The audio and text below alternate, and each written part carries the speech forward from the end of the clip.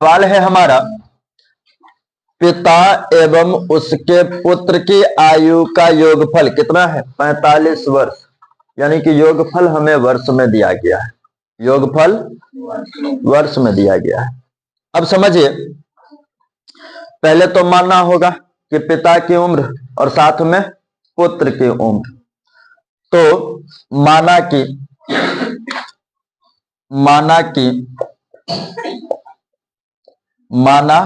कि पुत्र की उम्र बराबर x वर्ष है तथा पिता की उम्र बराबर y वर्ष। ठीक है, तो प्रश्न कह रहा है कि पिता एवं उसके पुत्र की आयु का योगफल 45 है ना? तो क्या हो जाएगा? x प्लस y बराबर 45। क्या कहा गया? पिता एवं उसके पुत्र की आयु का योगफल कितना है? 45। तो देखिए, पुत्र की उम्र x और पिता की उम्र y, तो x प्लस y बराबर 45, समीकरण 1। अब यहां से आप निकालेंगे, क्योंकि यहां से तो आपने योगफल निकाला है दोनों का, पिता और पुत्र का। लेकिन अब कह रहा है कि पिता को अलग कर लेने के लिए, तो भैया ध्यान दें, पिता क्या है इसमें? y है। क्या है? y। तो भैया पिता की उम्र बराबर क्या हो जाएगा? y बराबर 45, y बराबर 45, x उधर जाएगा तो कितना हो जाएगा? x। समझ में आ गया? अब प्रश्न से देखिए, कुछ बातें इसमें रखी गई हुई हैं। क्या है? तो दूसरी लाइन को पढ़ेंगे यहां से। 5 वर्ष पूर्व यानी कि माइनस, 5 वर्ष पूर्व यानी कि माइनस, उनके आयु वर्ष में, किसमें? वर्ष में, का गुणनफल 124 है।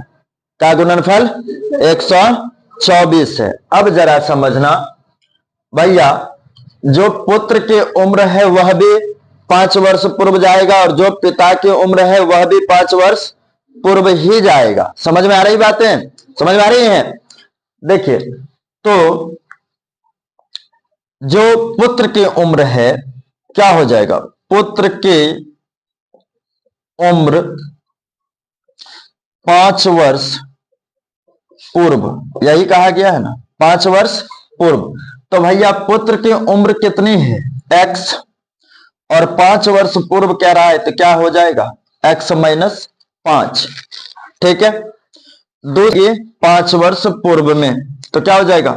पिता की उम्र बराबर, चूंकि पिता की उम्र हमारे पास कितना है? 45 माइनस x, यही है ना, 45 माइनस x। तो पिता की उम्र 45 माइनस x और 5 वर्ष पूर्व कहा गया था ना, तो क्या हो जाएगा? -5। क्या हो जाएगा? -5। बात समझ में आ रही है? बातें फिर से ढंग से समझिए। देखिए, कहा गया है सवाल में 5 वर्ष पूर्व। क्या कहा गया है? 5 वर्ष पूर्व। तो भैया पिता की भी उम्र 5 वर्ष घटेगा और पुत्र की भी उम्र 5 वर्ष घटेगा। तो भैया ढंग से देखें, पुत्र की उम्र हमने कितना माना था? x, और कहा गया है 5 वर्ष पूर्व, तो x माइनस 5। फिर पिता की उम्र हमारे पास कितना आया था? तो देखिए, पिता को हमने y माना था, तो y का मान कितना आ गया था? 45 माइनस x। तो 45 माइनस x, और 5 वर्ष पूर्व कहा गया, तो 5 वर्ष पूर्व यानी कि 5 वर्ष घटा दिया। अब यदि आप इसका कैलकुलेशन करो, घटाओ, तो कितना हो जाएगा? 45 में से 5 घट जाएगा, तो कितने बचेगा? 40 बचेगा, और माइनस का x है तो माइनस का x। यानी कि ओरिजिनली यदि देखें तो पिता की उम्र कितनी हो गई? 40 माइनस x, और पुत्र की 5 वर्ष घटने पर कितनी हो गई? x minus 5। अब सवाल कह रही है कि दोनों का गुणनफल 124 है। सवाल यही है। सवाल क्या कह रहा है कि जब आप 5 वर्ष पूर्व कर लें तो उसका गुणनफल कर दीजिए और गुना कर दीजिए, और गुना करने पर जो मान आएगा वह कितना आएगा? ध्यान दें, कितना आएगा भैया? 124 आएगा। यही है ना हमारी सवाल? यही है ना हमारी सवाल। तो चलिए हम गुना कर देते हैं। तो अब क्या हो जाएगा, x माइनस 5, क्या होगा x माइनस 5, और पिता की उम्र कितनी हो जाएगी 40 माइनस x। अब बराबर का गुणनफल हमें दे दिया गया है 124, यही दिया गया हुआ है ना, यही दिया गया हुआ है ना। अब ढंग से देखें, इन दोनों का गुना करेंगे, क्या करेंगे गुना। तो गुना करेंगे तो गुना करने का प्रोसेस आपको पता है, पहले किसी एक को उठाएंगे, इन दोनों के साथ गुना करवाएंगे, फिर इसको उठाएंगे, फिर इन दोनों के साथ गुना करवाएंगे, यही हमारी प्रोसेस है। अब देखिए गुना करवाते हैं, तो देखिए x को गुना करवाएंगे 40 के साथ, तो क्या हो जाएगा 40x, होगा या नहीं होगा, यस या नो, होगा। x गुने 40 तो कितना हो जाएगा 40x। फिर ध्यान दें, इसी x को आप गुना करवाने जा रहे हैं इस x के साथ। ध्यान दें कि ये जो x है यह माइनस में है, किसमें है माइनस में, तो माइनस x का गुना x के साथ होगा तो माइनस एक्स स्क्वायर होगा, कितना होगा माइनस एक्स स्क्वायर, यानी कि इस x का काम खत्म हो गया। ठीक है, अब आपको गुना करवाना है इस 5 को इन दोनों के साथ। तो अब ध्यान देने की बात यह है कि हम जिस संख्या के साथ किसी संख्या को गुना करने जा रहे हैं तो वह संख्या हमारा माइनस में है, किसमें है माइनस में, -5। तो माइनस को ध्यान में रखते हुए आप गुना करेंगे तो 5 का 20 यानी कि 200 आ जाएगा। 40 में 5 से गुना करेंगे तो कितना आ जाएगा 200, तो माइनस का 200, माइनस का 200। अब ध्यान देंगे कि भैया ए भी माइनस में है और ए भी माइनस में है, दोनों माइनस में है, तो माइनस माइनस चूंकि गुना कर रहे हैं तो क्या हो जाएगा प्लस, और 5 गुने x तो कितना हो जाएगा 5x, अब बराबर का 124। ठीक है, आगे भी कैलकुलेशन कर लेते हैं। 40x माइनस का एक्स स्क्वायर माइनस का 200 प्लस का 5x, और ये 124 को इधर लेके आ जा रहे हैं तो माइनस का 124 बराबर का 0। अब भैया ध्यान दें कि जो x वाला टर्म है वो x वाला के साथ जुड़ जाएगा या घट जाएगा। तो ध्यान दें ये 40x है प्लस में है, 40x किस में है प्लस में है, और यहां भी देखिए 5x किस में है प्लस में है, तो इन दोनों को जोड़ देंगे तो कितना हो जाएगा 45x, कितना हो जाएगा 45x, और एक्स स्क्वायर वाला टर्म एक ही है तो उसको वैसे ही लिख लेते हैं। अब हमारे पास बच रहा है माइनस का 200, माइनस का 200 और माइनस का 124 बराबर का 0। आप इसको जोड़िए, चूंकि दोनों तरफ माइनस का ही चिन्ह है, आगे और पीछे माइनस का ही चिन्ह है, तो 45 का x माइनस का एक्स स्क्वायर चिन्ह माइनस का ही होगा, 2 1 300 324, ठीक है बराबर का 0। ठीक है, समझ में आ रही बातें। चलिए अब ध्यान देंगे यहां से जो एक्स स्क्वायर वाला टर्म है उसको पहले ले आते हैं। वैसे भी हमारा तो फॉर्मूला है a x square plus b x plus c, यही है ना, तो भैया उस फॉर्म में ढाल लेते हैं। तो क्या हो जाएगा माइनस का एक्स स्क्वायर, माइनस का एक्स स्क्वायर प्लस का 45x और माइनस का 324 बराबर का 0। समझ में आया, ऐसा क्यों किए, समझ में आया ना, ढंग से समझिएगा। जो एक्स स्क्वायर वाला टर्म है उसको पहले रखे, फिर एक्स वाला टर्म को रखे और फिर कांस्टेंट टर्म को रखे, यानी कि तीनों टर्म को एक साथ संयोजित कर लिया। अब ये माइनस खटक रहा है, माइनस खटक रहा है। देखिएगा कै गो बाप के नजर में कै गो बेटा खटकता है, जो कमाई धमाई वाला नहीं रहता है ना, जो पढ़े लिखे वाला नहीं रहता है तो खटकते रहता है। कोई भी चर्चा करेगा कहेगा हमर बेटा हा हीरा है हीरा, अब बाद में उस हीरे का जो गुण बाप को पता चलता है तो मत पूछिए।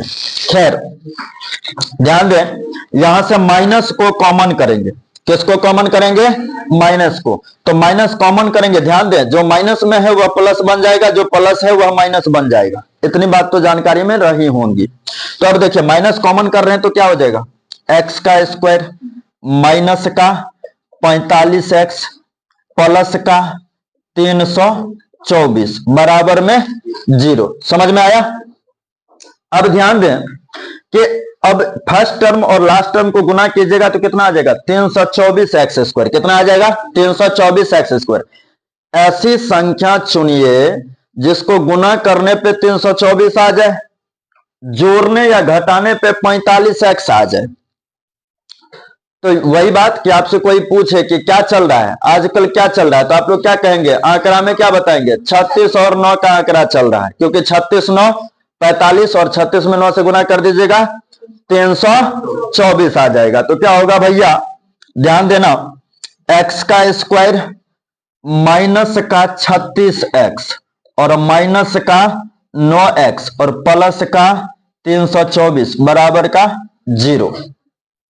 ठीक है, अब कॉमन करोगे तो भैया क्या होगा, x बाहर निकालोगे तो एगो x बचेगा, यहां से x बाहर आ चुका है तो क्या बचेगा सिर्फ 36। कहते बचेगा 36, यहां से -9 कॉमन कर लीजिएगा तो क्या बचेगा x और माइनस का 36 बराबर का 0। ठीक है, तो अब यहां से मान इधर हम सॉल्व कर दे रहे हैं, ध्यान दीजिएगा, यहां से x और यहां से -9, यहां से x और यहां से -9, तो क्या हो जाएगा भैया x -9 बराबर 0 और दूसरा क्या होगा x -36 बराबर 0।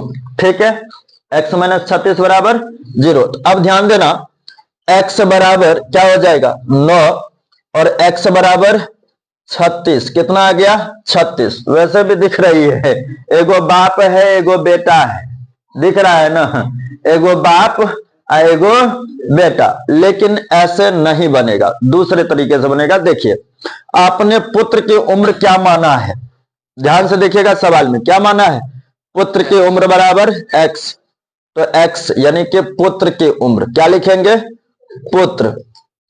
अब देखिए यहीं से हम डिसाइड कर देना, उधर मत जाते हैं। देखिए एगो मान आ गया 9 और दूसरा मान आ गया 36, यही आंसर होगा, यही 9 और 36। अब बताइए, ये हो गया पिता का उम्र, हो गया ना, यस या नो, वो कह रहा हूं बाप से छोटा बेटा होगा, ध्यान रखेंगे, समझ रहे हो ना, नहीं तो बेटा को बड़का कर दो, बाप को छोटका कर दोगे तो ऐसा में दिक्कत हो जाएगा। तो क्या होगा, पुत्र का उम्र, पुत्र का उम्र कितना हो जाएगा 9, क्या होगा, अब पिताजी तो बड़े होंगे ना, बेटा से तो जरूर बड़े रहे होंगे किसी और से रहे हो या ना रहे हो, समझ में आ गया। ठीक है, नहीं तो फिर वही वाला बात हो जाएगा, कौन वाला बात याद रहा होगा, है ना, मित्र क्या प्रकार का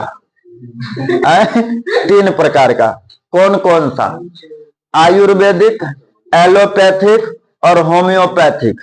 दूगो कभी काम का नहीं होता है, याद रखिएगा, दूगो कोई काम का नहीं होता है, ना होम्योपैथिक और ना ही आयुर्वेदिक, ना आयुर्वेदिक और ना होम्योपैथिक, सिर्फ यह साथ में रहेंगे, मजा आते जाएगा। देखिएगा ना, एलोपैथिक वाला को दवाई देता है, कहेगा सुबह शाम दोपहर लेना है, दोपहर में पूछिएगा दवाई खाया तो कहेगा हाँ खा लिए है और रख ले रहता है।